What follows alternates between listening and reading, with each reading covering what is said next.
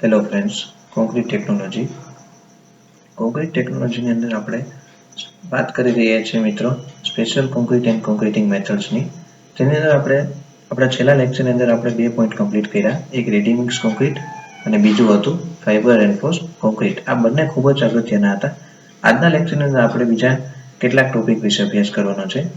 તો ચલો મિત્રો શરૂઆત કરીએ.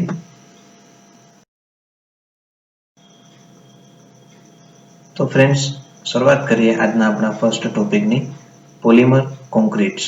તો પોલિમર કોંક્રીટ્સની અંદર આપણે પહેલા એની વાત કરીએ ડેફિનેશનની, કે પોલિમર કોંક્રીટ્સ એટલે થાય શું?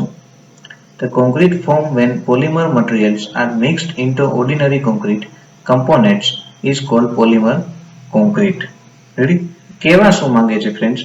તો કે સાધારણ કોંક્રીટના ઘટકોમાં પોલિમર પદાર્થો ભેળવવામાં આવે તો બનતા કોંક્રીટને પોલિમર કોંક્રીટ કહે છે. આપણે વિજ્ઞાન ટેકનોલોજી અંદર તમે 10મા ધોરણમાં જોયું હશે કે પોલી એટલે શું થાય? તો કે બહુભાજી, એકભાજી, મોનોમર, એવું બધું આવતું શબ્દ આપણે 10મા ધોરણની અંદર આ રીતનું આવતું આપણે પોલિમરનું. તો કે એનું ગુજરાતી શું થાય? બહુભાજી. પછી મોનોમરનું શું થાય? એકભાજી. રેડી? તો નોમિનલ મિક્સ એટલે શું થાય? તો આપણે જ્યારે કોંક્રીટ મિક્સ ડિઝાઇનનું ચેપ્ટર આપણે ભણતા હતા ત્યારે આપણે બે પ્રકારની મિક્સ ડિઝાઇન હતી, નોમિનલ મિક્સ અને એક હતું ડિઝાઇન મિક્સ. તો નોમિનલ મિક્સની ડેફિનેશનમાં આપણે શું વાત કરી હતી? તો કે કોંક્રીટનું મિશ્રણ આપણે તૈયાર કરીએ, બટ આપણે એના પ્રોપર ક્વોલિટી કંટ્રોલ વિના, કે જેમાં આપણે એની ડ્યુરેબિલિટી, સ્ટ્રેન્થ અને સર્વિસેબિલિટીને ધ્યાનમાં લીધા વગર આપણે પ્રોપોઝન કોંક્રીટના ગ્રેડના આધારે જો આપણે કોંક્રીટનું મિશ્રણ તૈયાર કર્યું હોય તેને શું કહેવાય છે? Nominal mix concrete. તો એવા નોમિનલ મિક્સ કોંક્રીટના ઘટકોમાં પોલિમર પદાર્થો ભેળવવામાં આવે તો બનતા કોંક્રીટને શું કહેવાય છે? પોલિમર કોંક્રીટ કહે છે. તો જે આ નોમિનલ કોંક્રીટ છે તે કેવું હોય છે? તો કે છિદ્રાળુ હોય છે, જેથી તેની સ્ટ્રેન્થ ઓછી હોય છે. નોમિનલ મિક્સમાં પોલિમર અથવા તો મોનોમર ઉમેરવાથી તેની પોરોસિટી ઘટે છે, એટલે કે છિદ્રળુતા ઘટે છે અને સ્ટ્રેન્થ વધે છે. સમજાણો ફ્રેન્ડ્સ કે જે સાધારણ કોંક્રીટ હોય, નોમિનલ મિક્સ કોંક્રીટ હોય, તે ઘટકોમાં આપણે પોલિમર પદાર્થો ભેળવવામાં આવે તો બનતો જે કોંક્રીટ એને શું કહેવાય? તો કે પોલિમર કોંક્રીટ. હવે જે નોમિનલ કોંક્રીટ હોય તેમાં શું હોય? તો કે પોરોસિટીનું પ્રમાણ કેવું હોય છે? વધારે હોય છે. તો જે આપણે પોલિમર એડ કરીએ એનાથી શું થશે? તો કે એની પોરોસિટી એટલે કે છિદ્રાળુતામાં શું થશે? ઘટાડો થશે અને એની સ્ટ્રેન્થમાં કેવો થશે? વધારો. There are 3 type of polymer concrete. Totally કેટલા પ્રકાર છે પોલિમર કોંક્રીટના? તો કે 3 પ્રકાર છે. એક છે polymer impregnated concrete, polymer Portland cement concrete and polymer concrete. The first type છે polymer imbricated concrete. Polymer imbricated concrete is produced by imprinting or infiltrating a hardened Portland cement concrete with a manometer and subsequently polymerizes the monomer in situ. આ પ્રકારનો concrete એ સૌથી વધુ વપરાતો polymer concrete છે, જેમાં સાધારણ કોંક્રીટને ઓવનમાં curing કરી સૂકવવામાં આવે છે. ત્યારબાદ તેમાંથી ઓપન સેલમાં વેક્યુમ દ્વારા હવા દૂર કરવામાં આવે છે. પછી ઓછી ચીકાશવાળા મેનોમર વાપરી રેડિયેશન અથવા તો ઉષ્મા દ્વારા પોલિમરાઇઝેશન કરવામાં આવે છે. It is widely used polymer composite. એટલે તેનો યુઝ શેમાં થાય છે? તો કે પોલિમર કમ્પોઝિટમાં. The manometer used for impregnation are, different ટાઈપના મેનોમીટર યુઝડ હોય છે. તેમાં છે મિથાઇલ, મેથાક્રિલેટ અને સ્ટાઇબનાઇન.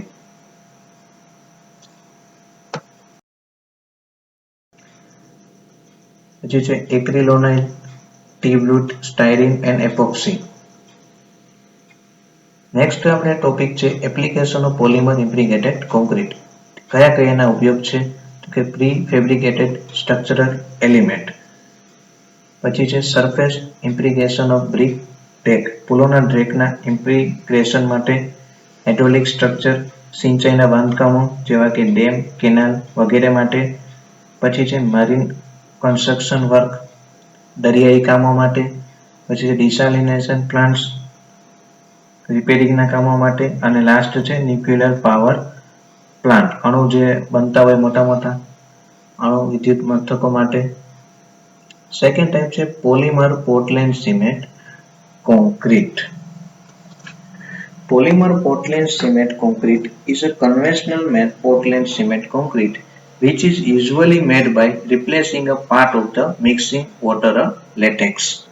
પોલિમર સિમેન્ટ કોન્ક્રીટ સિમેન્ટ એ એગ્રીગેટ પાણી અને મોનોમરના મિશ્રણથી તૈયાર થાય છે.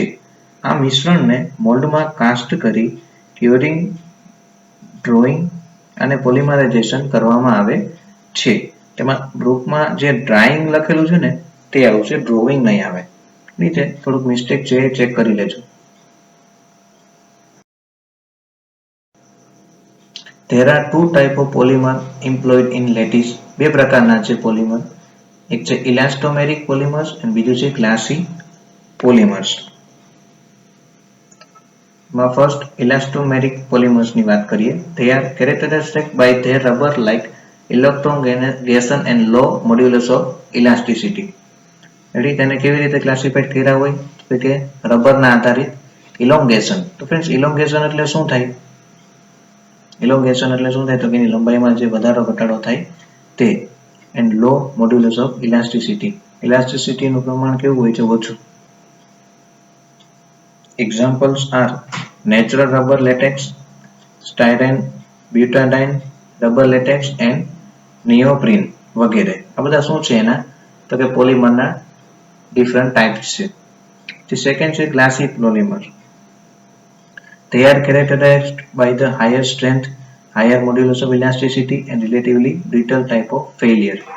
કેવી રીતે એને કેરેક્ટરાઇઝ કરેલા હોય છે તો કે વધારે સ્ટ્રેન્થ હોય, પછી વધારે એમાં મોડ્યુલસ ઓફ ઇલાસ્ટિસિટી હોય છે અને એનું કેવું હોય ફેલિયર તો કે બ્રિટલ ટાઈપનું ફેલિયર થતું હોય છે. તેમાં આપણે એક્ઝામ્પલની વાત કરીએ તો કે example are polyester styrene, epoxy styrene, furans, vinylidene chloride. Third છે polymer concrete. Polymer concrete is a mixture of aggregate with a polymer as the sole binder. Polymer કોન્ક્રીટમાં બાઇન્ડર તરીકે સિમેન્ટને બદલે પોલિમર વપરાય છે. There is no bonding material present. એની અંદર કોઈ પણ બોન્ડિંગ મટીરિયલ ના હોય. બોન્ડિંગ એટલે કેના વચ્ચે તો કે સિમેન્ટ અને કોન્ક્રીટ અને સ્ટીલ વચ્ચે. Monomer or pre-polymers are added to the graded aggregate and the mixture is throughout mixed by hand or machine.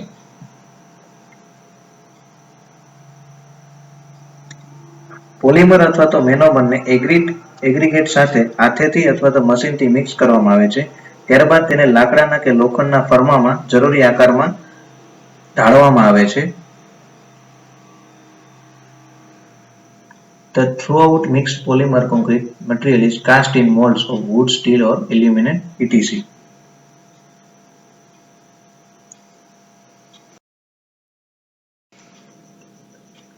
Polymerization can be achieved by this method. Polymerization છે તે આપણે આ રીતોથી મેળવી શકીએ છીએ. તેમાં છે ફર્સ્ટ થર્મલ કેટાલિટ રિએક્શન, પછી છે કેટાલાઇઝ્ડ પ્રમોટર રિએક્શન એન્ડ છે રેડિયેશન. એપ્લિકેશનની વાત કરીએ ઉપયોગોની. The application of polymer concrete are prepared for overlays, airfield, pavement and industrial structures માટે. It is also used for repair of sluice ways and silting region of the dam.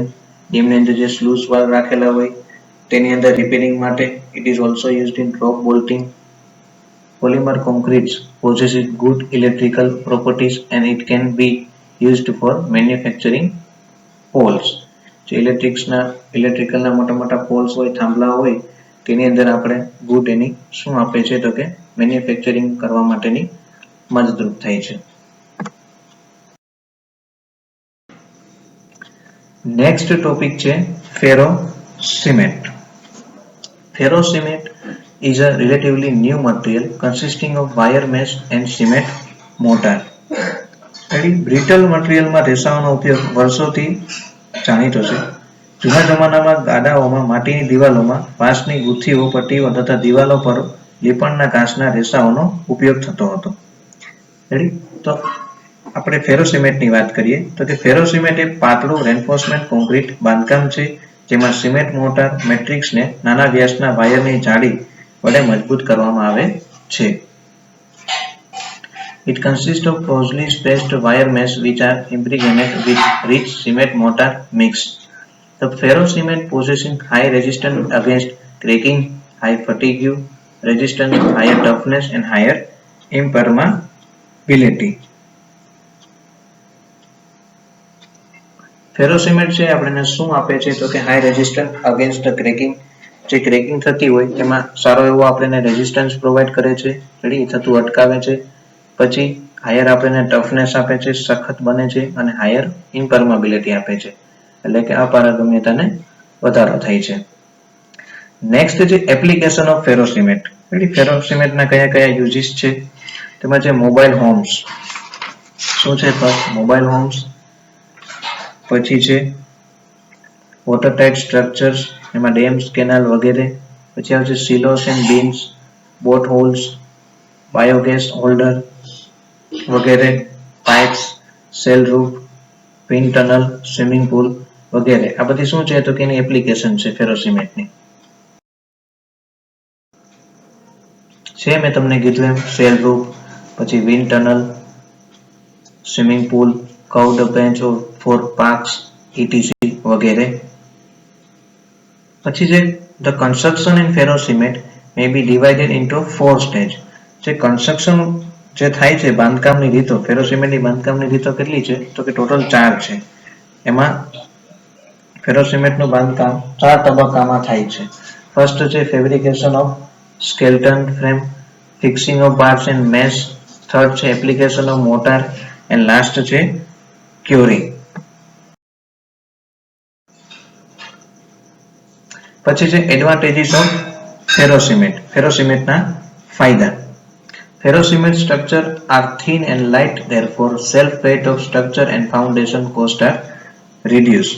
ફેરો cement એ સ્ટ્રક્ચરની જાડાઈ અને વજન ઓછું હોય છે, જેથી સ્ટ્રક્ચરનું વજન ઘટે છે અને પાયાની કિંમત પણ ઘટે છે. The construction technique is simple and does not require highly skilled labor. બાંધકામની પદ્ધતિ ખૂબ જ ઈઝી હોય છે અને કોઈ પણ સ્કિલ લેબર અથવા તો મજૂરની જરૂરિયાત રહેતી નથી. It is suitable for manufacturing the precast concrete element. કેમાં આપણે suitable રહે છે અનુકૂળ તો કે પ્રીકાસ્ટના એકમો કરવાના હોય, જે આપણે જે સીસીના જે બનાવેલા હોય સિમેન્ટ કોન્ક્રીટના જે ક્યુબ્સ અથવા તો કોઈ પણ આપણે પ્રીકાસ્ટ બ્લોક્સ કહીએ તે. નેક્સ્ટ છે partial concrete elimination of formwork is possible. ફોર્મવર્કની આપણે કોઈ પણ પ્રકારની જરૂરિયાત રહેતી નથી, રેડી, અને ફોર્મવર્કને આપણે એલિમિનેશન કરવા માટે યુઝફુલ થાય છે. It is very easy to repair the damaged ferro cement work. Repair સહેલાઈથી થઈ શકે છે.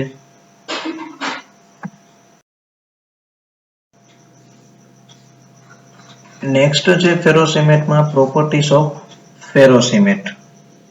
તેમાં એની પ્રોપર્ટીઝમાં પહેલા આવશે થિકનેસ, એટલે એની જાડાઈ કેટલી હોય છે તો કે 10 mm to 60 mm, 10 mm થી 60 mm જેટલી. પછી એમાં સ્ટીલનું પ્રમાણ કેટલું હોય છે તો કે 5 to 8%, 5 થી 8%. પછી સ્ટીલ કવર તો કે 1.5 mm to 5 mm, 1.5 mm થી 5 mm જેટલું સ્ટીલ કવર હોય છે.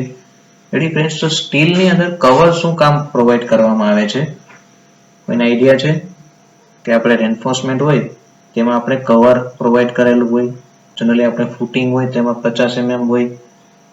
પછી કોઈ પણ આરસીસી બીમ હોય અથવા કોલમમાં કેટલું હોય તો કે 40 mm નું આપણે કવર પ્રોવાઈડ કરેલું હોય. સ્લેબની અંદર કેટલું હોય તો કે 20 mm થી લઈ અને 40 mm નું પ્રોવાઈડ કરેલું હોય. તો આ કવર શાના માટે રાખેલું હોય છે તો કે જે સ્ટીલ સળિયાને કાટ ન લાગે, કોરોઝન ન લાગે, એના માટે આપણે શું પ્રોવાઈડ કરેલું હોય છે, સ્ટીલ કવર. તો ફેરો સિમેન્ટની અંદર આપણે એની પ્રોપર્ટીઝમાં કેટલું પ્રોવાઈડ કરવાનું કહે છે, 1.5 mm to 5 mm જેટલું. પછી એની અલ્ટિમેટ ટેન્સાઇલ સ્ટ્રેન્થ કેટલી હોય છે તો કે 34.5 Nm², અલોવેબલ ટેન્સાઇલ સ્ટ્રેન્થ 10 Nm², અને કમ્પ્રેસિવ સ્ટ્રેન્થ કેટલી હોય છે દાબ સામર્થ્ય તો કે 27.5 થી લઈ અને 60 Nm² જેટલું. Thank you friends. તો આજના લેક્ચરની અંદર આપણે ફેરો સિમેન્ટની અંદર ખૂબ જ અગત્યનો ટોપિક આપણે કમ્પ્લીટ કર્યો. તેની અંદર આપણે ફર્સ્ટ આપણે ફેરો સિમેન્ટનું ડેફિનેશન જોઈ હતી કે ફેરોસિમેટ એટલે શું, પછી એના શું જોયા હતા તો કે એના માટેની જે મેથડ્સ જોઈ હતી, પછી એની એપ્લિકેશનની વાત કરી, પછી એડવાન્ટેજીસ જોયા અને પ્રોપર્ટીઝ ઓફ ફેરોસિમેટ આપણે જોયું. રેડી? તો આજના લેક્ચરની અંદર આપણે જે ખૂબ જ અગત્યનો ટોપિક હતા એક ફેરોસિમેટ કમ્પ્લીટ કર્યું. હવે અને બીજું હતું પોલિમર કોન્ક્રીટ. રેડી? તો આ બંને ખૂબ જ અગત્યના ટોપિક છે એક્ઝામની અંદર.